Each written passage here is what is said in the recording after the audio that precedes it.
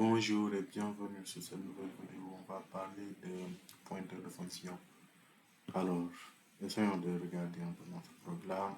Essayons de voir c'est quoi le problème. Là, on a trois fonctions, ajout, soustraction et multiplication, qui retournent tous les trois en entier et qui prennent en paramètre deux entiers A et B. Le premier fait une addition, une soustraction et une multiplication. Là, on a une fonction opération qui prend deux, deux paramètres A et B et l'opération en question. Maintenant, si c'est 1, cela veut dire qu'on veut faire un ajout. Si c'est 2, une soustraction. 3, là, on fait une multiplication.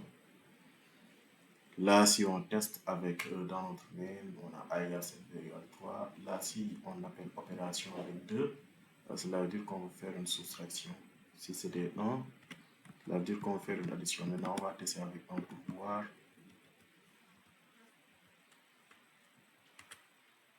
Ok, là, 10. 7 plus 3 qui donne 10. Là, on voit que ça marche, mais c'est pas propre. Parce que là, en fait, il y a du code qui se répète. Là, il y a un if, une comparaison, après return function AB. Return function AB, return function AB. En programmation, il y a un principe qu'on appelle dry. R-Y. Don't repeat yourself. Quand il y a du code qui se répète, c'est pas bon. Alors, comment on peut faire pour ne pas répéter en fait? Là, imaginons, si on pouvait passer en paramètre la fonction, par exemple, opération, au lieu de faire tout ça, là, on va faire quelque chose du genre fonction. Là, après, on appelle fonction de A et B. Là, lors de l'appel, par exemple, au lieu de faire opération 1, là, on va faire opération, par exemple, ajout, qui va faire l'ajout entre A et B. Ou bien on fait soustraction, qui va faire la soustraction. Maintenant, c'est ça le souci. Comment on peut implémenter ça? Parce que ce qu'on a fait là, en fait, c'est pas du tout possible. Avec tous les outils qu'on dispose jusqu'à présent, en fait, on n'a pas un outil qui permet de résoudre ça. L'outil en question s'appelle les pointeurs de fonction. En fait, imaginez une variable qui permet de représenter une fonction. Comment ça se passe? Alors, pour créer un pointeur vers une fonction, il faudra d'abord connaître la signature de la fonction. Par exemple, multiplication, soustraction et ajout. Si on veut faire un pointeur qui peut prendre ces trois fonctions, là, notre pointeur, en fait, on va le déclarer de la sorte. Là, on fait un int, qui est le type de retour. Bon, je vais mettre en commentaire c'est quoi le trait à respecter. Là, on va mettre ici type de retour. Après là, on met étoile et nom de la fonction. Après, on va mettre les paramètres. Paramètre 1, paramètre 2, etc. Là, c'est comme ça que ça se passe en fait. Lorsqu'on veut créer un pointeur sur une fonction, là, on spécifie le type de retour. Dans notre cas, c'est un int. Après, notre pointeur, on peut l'appeler pf comme pointeur fonction. Et là, pour les paramètres, là, on prend en entrée deux entiers. Donc, forcément, notre pointeur va respecter ça aussi. Une fois qu'on a déclaré notre pointeur pf, là, notre pointeur maintenant, il peut pointer sur n'importe quelle fonction qui a cette signature. Cela veut dire que n'importe quelle fonction qui retourne un entier et qui prend deux entiers en paramètre, là, notre fonction pf peut pointer sur cette fonction. Alors, ce qu'on va faire maintenant, c'est pf reçoit ajout par exemple. Lorsqu'on fait ça, maintenant notre fonction pf va pointer sur notre fonction ajout.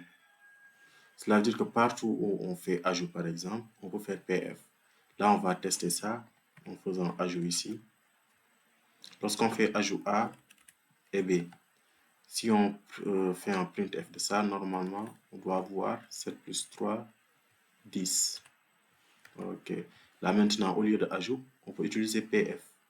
Là, on fait étoile, parce que si PF est le pointeur, donc c'est étoile PF qui est la fonction elle-même. Étoile PF. Là, on teste. On a toujours notre 10. Là, on a fait l'addition. Cela veut dire que étoile PF équivaut à ajout. En fait, cette notation-là, il y a une notation plus légère qui fait ça, qui utilise PF directement.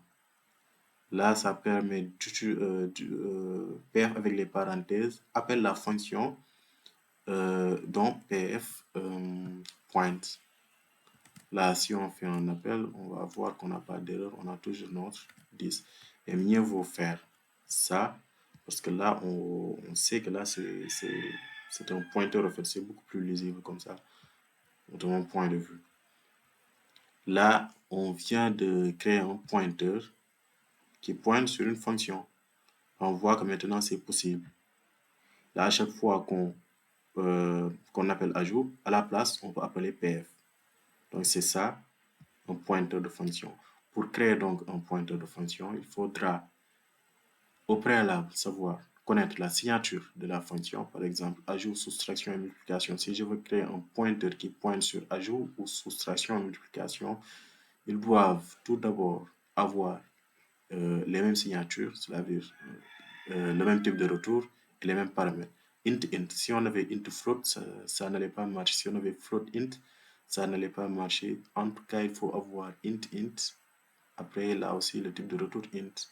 Si on fait ça, alors ça va marcher. Imaginons si on essaie de faire ça, float. Après, on essaie de compiler. Là, il dit qu'il y a erreur. Warning assignment from incompatible pointer type. Là, cela veut dire que c'est incompatible. C'est incompatible, en fait. C'est ça. Donc, on va laisser ici notre int. Lorsqu'on compile, on va voir qu'il n'y aura pas d'erreur parce que c'est correct, en fait. Là, pour un pointeur qui va pointer sur ajout, il faut que le pointeur et ajout aient la même signature. Donc, pour revenir à notre problème ici, là, on va passer un pointeur de fonction. Pour passer on sait qu'on ne peut pas passer ajout comme ça en paramètre. On ne peut pas passer soustraction ou multiplication comme ça en paramètre. On ne peut pas passer une fonction en paramètre. Par contre, là, comme vous le voyez, la PF est une variable. En fait, au lieu d'utiliser la fonction, on peut utiliser PF. Ce qui veut dire qu'on peut passer PF en paramètre. Et PF va faire référence à la fonction. Là, si on veut prendre par exemple comme premier paramètre la fonction, là on va dire que notre premier paramètre, on doit avoir une fonction. Là, la fonction, on peut l'appeler par exemple f, qui prend un entier et un autre entier. Là, qu'est-ce que cela veut dire? Là, on vient de dire que maintenant notre opération, notre fonction opération, je vais effacer ça, là, notre fonction opération va prendre un pointeur sur une fonction. Et c'est quoi la signature de la fonction? C'est un type de retour int et deux paramètres entiers. Là, on a A et B qui vont représenter les deux opérandes. Là, pour utiliser la fonction, avant d'utiliser la fonction, la étoile F, c'est F, c'est le pointeur. Donc, pour faire F de A, B, on fait étoile F pour appeler la fonction référencée. Après, on lui passe les paramètres A, B. On fait un return de ça. Donc là, on est sûr que ça va retourner en entier parce qu'on a dit que la fonction qu'on va passer, elle va retourner en entier. Donc, on n'a pas associé du type de retour. Là, si on teste ça, là, on a déclaré un pointeur vers une fonction. Là, on a fait PF. On pouvait se passer de tout ça. Après, arriver ici, qu'est-ce qu'on fait? On appelle notre opération. Et le premier paramètre, là, on doit lui passer la fonction. Par exemple, là, on peut faire ajout. Parce que pour passer une fonction en paramètre, là, on peut spécifier le nom, en fait. Parce que le nom d'une fonction, en fait, c'est le pointeur qui pointe vers cette fonction-là. On peut voir les choses comme ça. On pouvait faire aussi ça. Et mieux vous faites ça, en fait. C'est plus facile, en fait, à lire. Notre A, notre B. Qu'est-ce qu'on vient de faire? Là, on vient de créer une fonction opération qui prend une fonction en paramètre, ce qui était avant impossible. Maintenant, on voit que c'est possible. Là, on peut passer une fonction en paramètre. Pas la fonction directement, mais un pointeur vers la fonction. Là, le cas l'appel. Là, on doit donner un pointeur vers la fonction et, comme on vient de le dire tout à l'heure, le nom d'une fonction, en fait, c'est un pointeur qui pointe vers la fonction, vers l'adresse mémoire de la fonction. Là, on passe aussi notre A et notre B. Après, on appelle la fonction passée. Après, on appelle la fonction avec A et B. Là, on teste ça.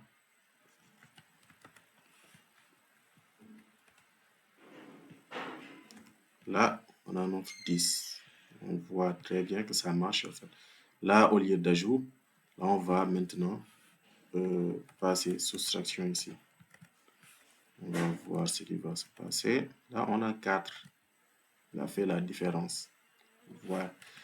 Maintenant, on passe mult. Là, on a notre multiplication.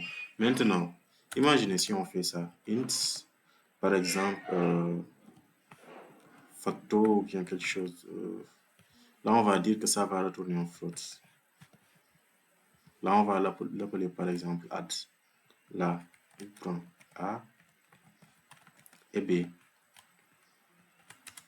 Là, return A plus B. En fait, c'est à peu près notre fonction ajout, sauf que là, il retourne en float. Maintenant, on va essayer de voir si on l'appelle avec cette fonction-là, s'il y aura erreur ou pas. Normalement, il doit y avoir une erreur. Ouais, il y a une erreur parce que là, notre add là, en fait, il ne respecte pas les critères de f. Parce que le f, il dit, ah, moi, les fonctions dont je vais référencer sont des fonctions qui retournent un entier et qui prennent deux entiers. Or que notre add, en fait, il retourne un float. Là, il n'a pas la même signature que notre pointeur de fonction. En fait, il faudra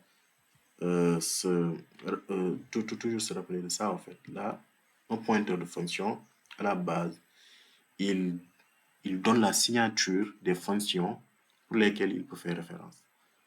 C'est juste ça, en fait. Maintenant qu'on a vu ça, qu'est-ce que cela veut dire concrètement? En fait, maintenant, on peut faire un tableau de fonctions. Un tableau où il y a des fonctions, en fait, c'est très possible. Là, par exemple, imaginez si on crée une structure, type def struct.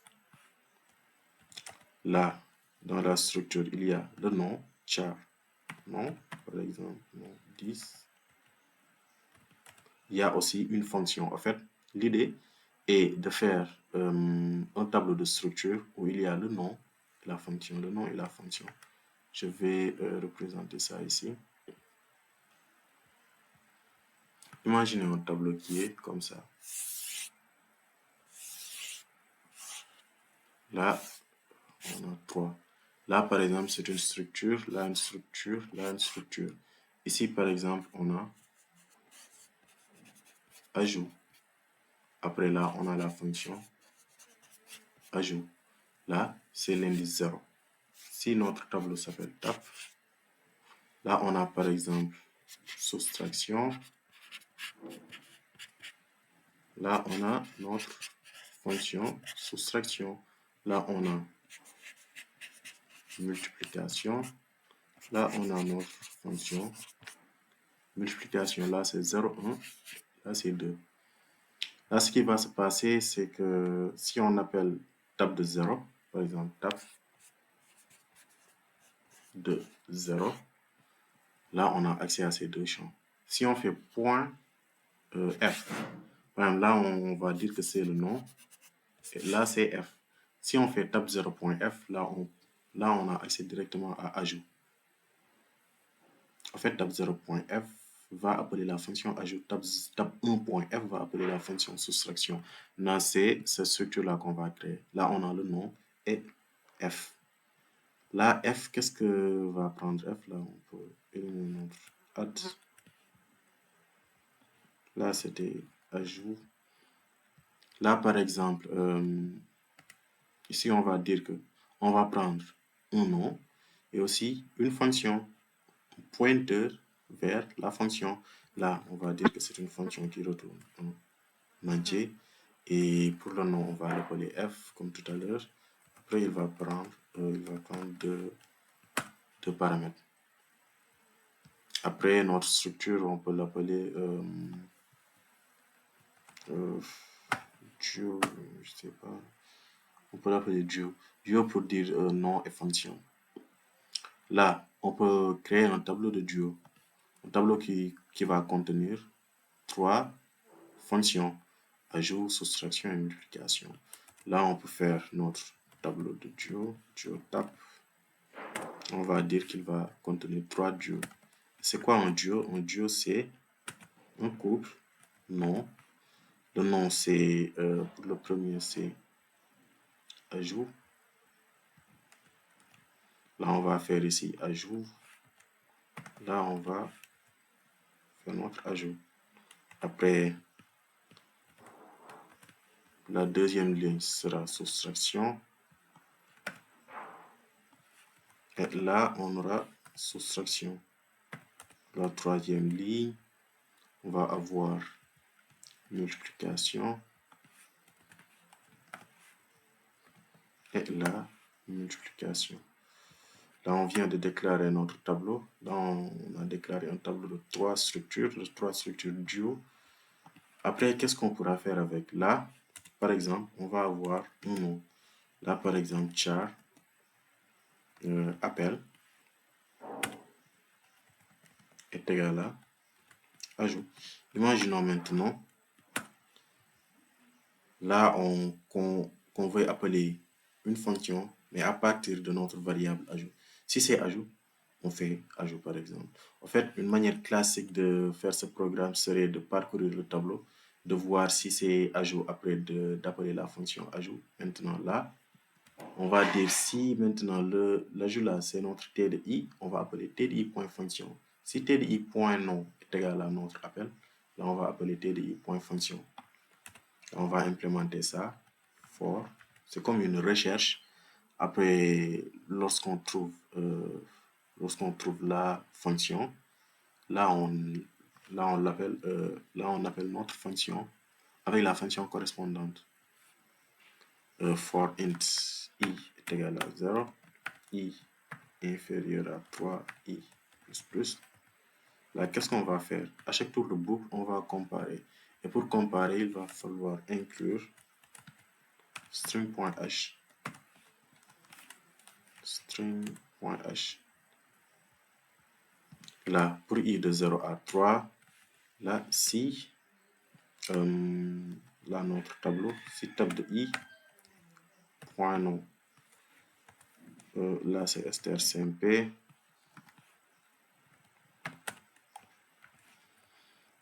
Là, si on compare notre nom à appel,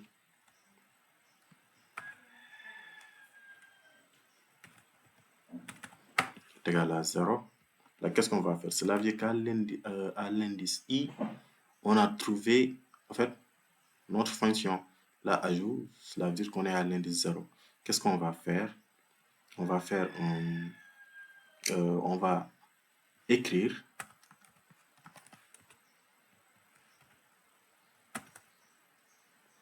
là, %d, le résultat de l'opération. Là, on appelle la fonction tab de i.f. Parce que là, tab de i.nom est égal à ajout. Maintenant, on va appeler tab de i.f. Parce que là, c'est le f qui représente la deuxième variable. Parce que chaque duo, en fait, contient deux champs. Le premier champ, c'est nom, qui est une chaîne de caractères. Et le deuxième champ, c'est la fonction. Lorsqu'on trouve le nom, on peut accéder à la fonction à travers f. Le f là, c'est le nom qui va représenter la fonction. Là, donc, on va appeler tab de i. Tab de i.f. La tab de i.f, c'est le pointeur vers la fonction. Donc, pour avoir la fonction en elle-même, on fait étoile de ça. Parce que ça, c'est le pointeur. Là, on a la fonction. Maintenant, on va lui passer les paramètres A et B. Après, bon, c'est vrai que je vais pas, en fait, là, j'ai besoin de ça ici. Sinon, je ne peux pas utiliser de A à B, en fait. Là, je vais faire ça. Après, pour ne pas, je peux aussi ne pas faire de break.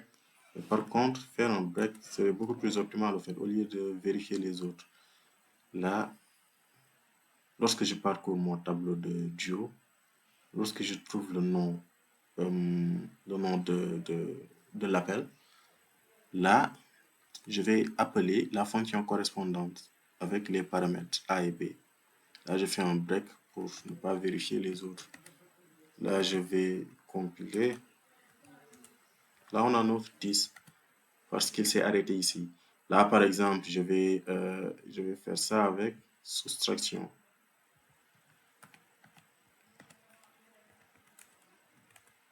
Là, on a notre 4. Là, si je faisais ça avec multiplication,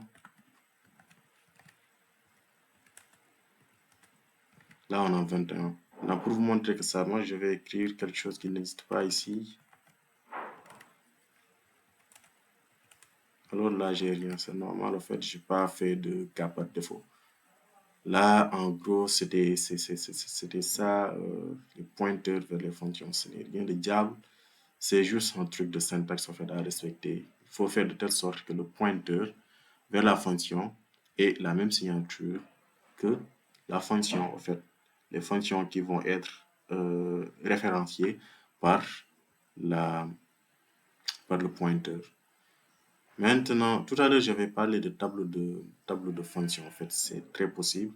Pour avoir un tableau de fonctions, là, on peut faire ça. Par exemple, non fonction, c'est quoi? C'est int étoile.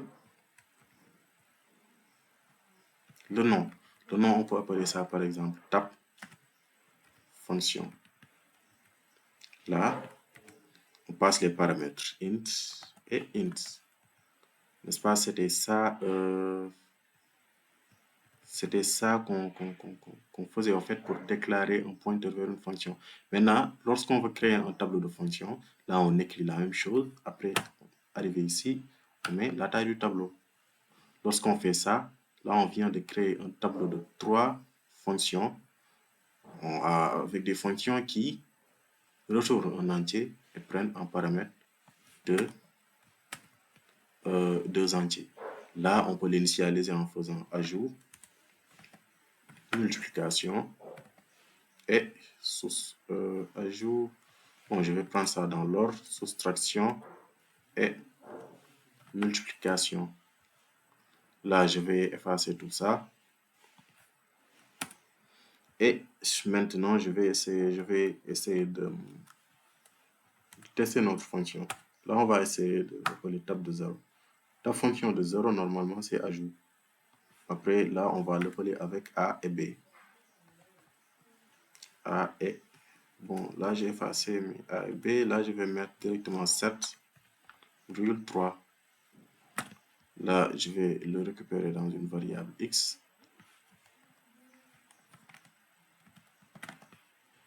Après, je vais afficher x. Là, table de 0, tout à l'heure, j'avais dit que c'était... bon, si table de 0, c'est le pointeur vers la fonction. Là, il faut mettre ici un étoile pour faire référence directement à la fonction pointée, ce qui n'est pas obligatoire. On pouvait laisser table de 0, mais là, c'est plus explicite en fait. Là, après, on affiche notre x, printf, x égale, là, on affiche x.